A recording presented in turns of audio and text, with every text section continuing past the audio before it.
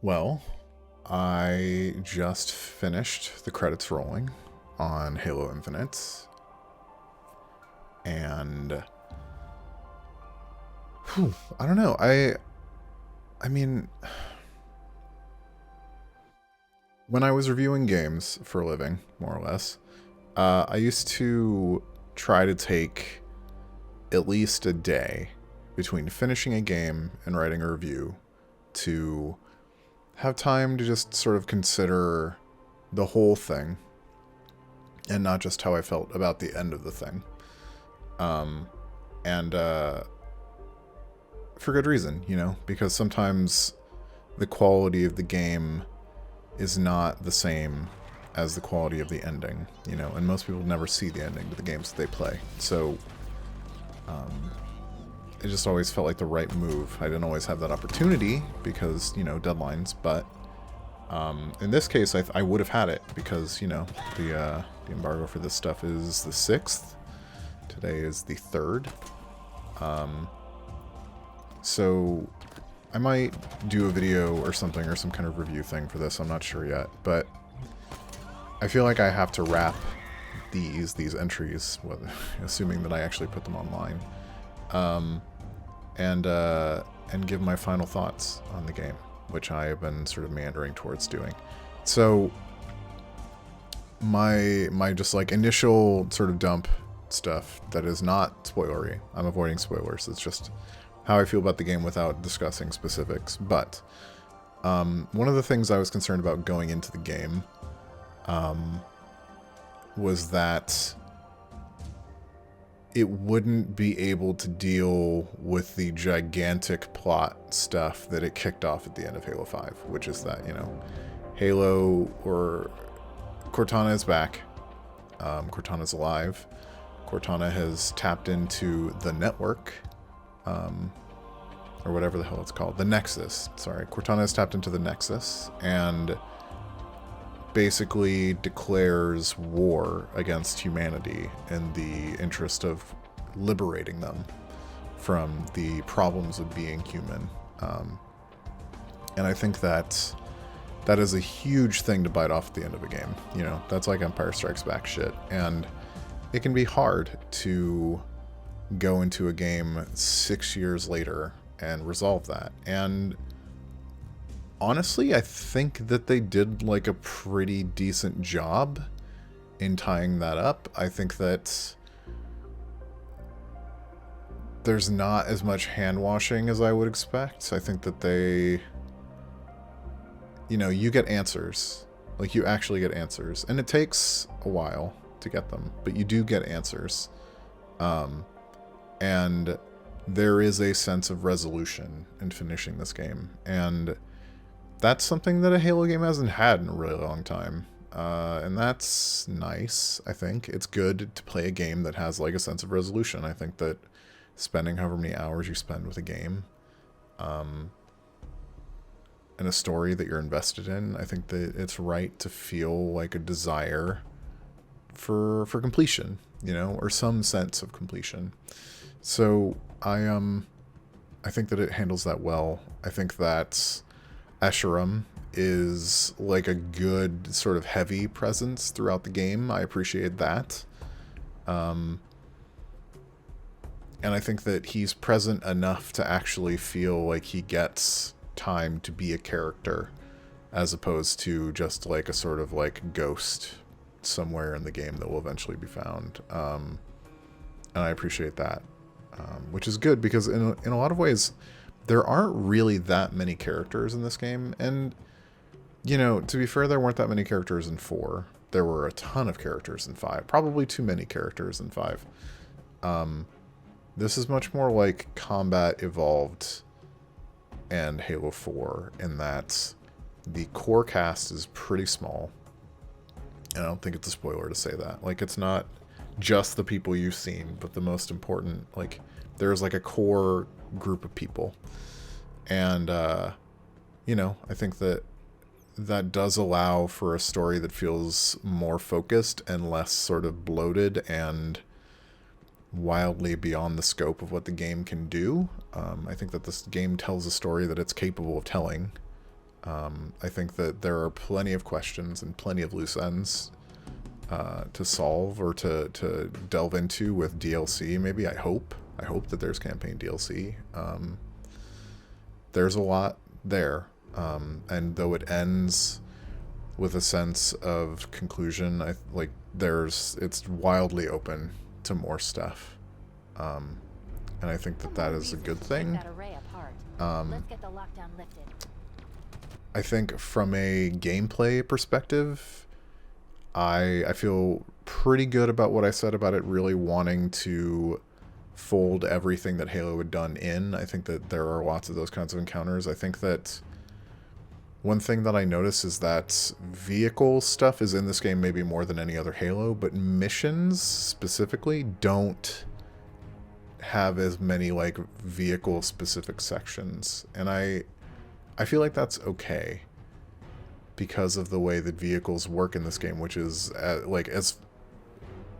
with a function as opposed to just like a gameplay variation. Although the gameplay variation is still there and it's still good, but I will say that there's a moment in the game where you step out of this dungeon or whatever they've called them, and for the first time in the entire game you see banshees flying over you, and that's when I had like another sort of oh fuck here we go moment, because like you spend the game before that using the grapple shot to get into vehicles, and I think that the grapple shot again is just like a kind of glue that ties so many disparate like underutilized mechanics and design quirks of the Halo series together. Like it's a giant sort of column. Like it's sort of like, it's almost not fair to call it a column. I feel it feels like a foundation for the campaign that everything is sort of like built on top of. And it's not like Halo needed a new foundation necessarily, but this does serve as a thing to hold everything up and make it stronger. And that never really stops. It never gets old. The grapple shot is never not fun to use. It is eventually incredibly fucking powerful as an offensive weapon, not just as like a movement tool. And that feels good. Like it's just like another thing to use, It's like it just allows for a degree of combat fluidity that Halo has never really had, as far as movement and engagement sort of decisions. And I think that it's really successful at that. I think that the missions are generally good. I think that I had hoped maybe for more variety in the places that you play, but that's not to say that everything is exactly the same. I think that I do miss a certain amount of variety in locales that was present in Combat Evolved that's not really here. I'm not saying that everything that you've seen in the trailers is what's here, because there's more than that, but I think that I expected a little bit more, and I think that the multiplayer map suggested that there will be more. And to be totally honest, playing through the campaign, it also, like, there are spots in the campaign where it's like, oh, that'll be a multiplayer map. But you can't have that. Like, there's stuff in the campaign that should be a multiplayer map that you can't have as a multiplayer map until after people have gotten a hold of the story. So, hopefully that comes soon after the game releases. But I feel like it's really strong. Again, I just finished it, and I haven't had that sort of traditional gap that I like to have for games, but my gut is that there's stuff that I wanted that I didn't get, but there's stuff that I wanted that I did get.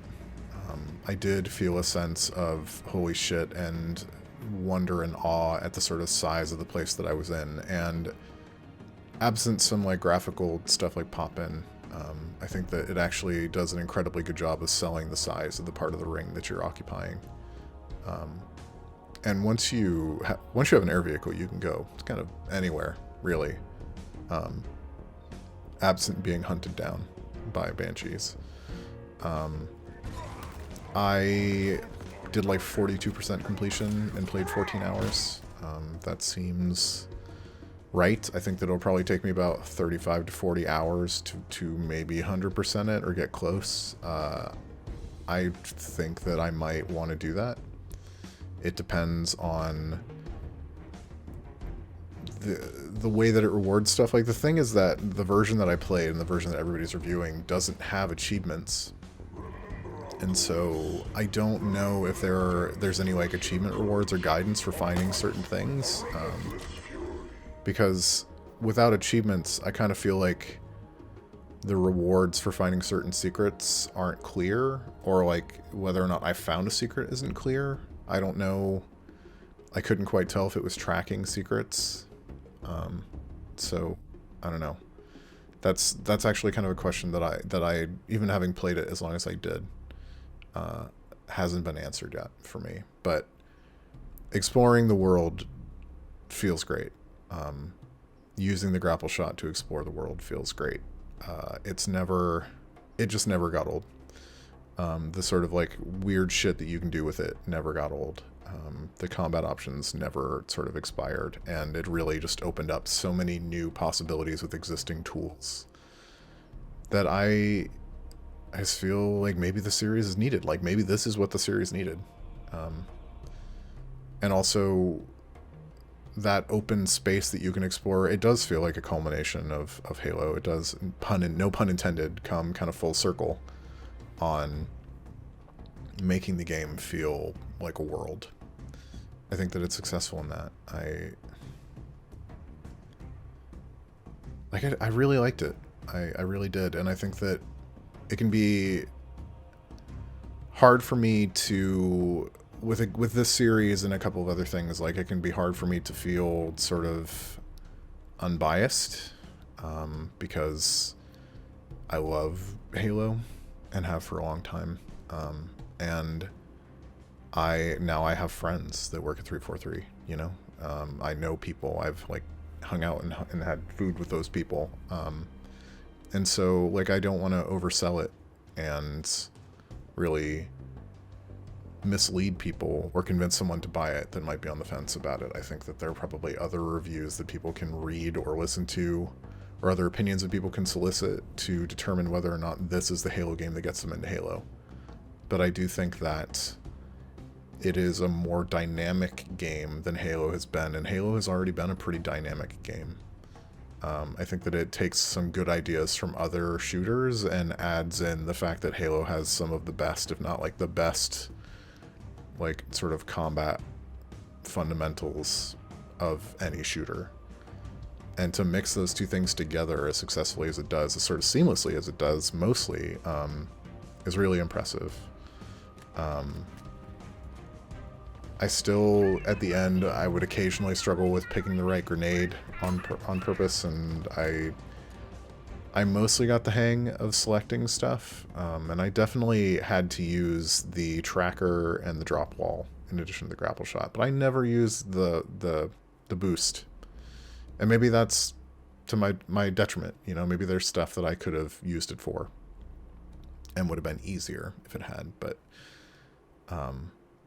it didn't dampen my enjoyment of what I played. I think that it's a really good game. I think that it turned out really well. I think that people are gonna want more from it. Not necessarily gameplay-wise, but story-wise, people are gonna play it and think, okay, this made sense, which Halo has not in a while. Halo has a bad habit of racing through narrative, and I think that, like, the reduction of characters and the mostly single viewpoint in this actually makes it a lot easier to follow than any Halo game since the first one. Like, actually, like, considerably easier to follow than any game since Combat Evolved. It's not throwing, like, a ton of terminology and bullshit your way all the time. I think that it is pretty focused on being understood, and I think that that is in keeping with it being a sort of soft reboot. But I hope that this does serve as a platform for them to keep expanding on the game. I think that that would be great. I would like that very much. And I think that, you know, who knows what 6 years of video game looks like, but I think that it is really successful at what it wants to do. It reminds me, like, this is kind of a comparison I think that I made a year and a half ago, is that what I had heard and what I sort of gleaned from what they showed is that God of War 2018 is a point of comparison for it, and I feel even more strongly about that now. I think that God of War 2018 is an excellent sort of contemporary for this game. I think that they're both trying to do very similar things with formulas that people had sort of like grown to just, you know, have very baseline expectations for series that, you know, I don't know that calling Halo moribund is fair because it was always successful, but I think it was kind of predictable. Like, more than kind of. It was predictable. Halo was predictable, and I think that this goes in a direction that is not necessarily that. And I think that that is for the good of the series. And I think that hopefully now people can look at 343 and like really get into it, you know, like can like sort of assume the best intentions from them as opposed to writing them off as like a corporate cash grab. And I feel like a lot of people have done that for 343 a lot. So but yeah, I'm the best thing that I can say for it is that I just finished it, and now I'm looking forward to getting the retail version of the game and starting it over again. That is, I finished it, and I still can't wait for that game to come out. And I think that that's like the best compliment I can give, because it's not like I'm not, like, I'm a relatively busy person, you know? So, yeah, I'm just ready. I'm ready for more. I'm ready to play it. I'm ready to start it over again and actually do it properly, you know, with achievements and shit, and to be able to track what I'm doing a little bit better. But yeah, I'm looking forward to that. I'm looking forward to people, like anybody who's watching this, anybody who watches me stream, anybody who listens to the podcast, to get a chance to play it and tell me what they think, because I'm sure that some people will disagree. And none of this is to say that they'd be wrong for not liking it, but I think that this is probably the most cleanly executed Halo game in a really, really long time. Lack of co-op notwithstanding, but I think once you play it, like playing it, I can tell kind of where co-op should be, and also I can see where they're sort of like trying extra hard to make it work, especially on Xbox One. I will be very curious to see how they pull that off, because it's just not, you know, it's not the same game that the previous Halos were, and like solutions for co-op in those games is not what this is in any way. Like, every level is large in a way that previous Halo games really have not done. So I guess we'll just have to wait until next year to see how they pull that off. But in the meantime, if you watched this, if you watched the other ones, thank you for watching. If you didn't, that's fine too, and you'd have no idea I'm talking to you. So I might do an actual proper review, which, if I do, will be on the channel. And in the meantime, I hope that you all have fun with the game, and stay safe. Keep your mask on. Please get your booster. And I will see everybody later. So, thank you.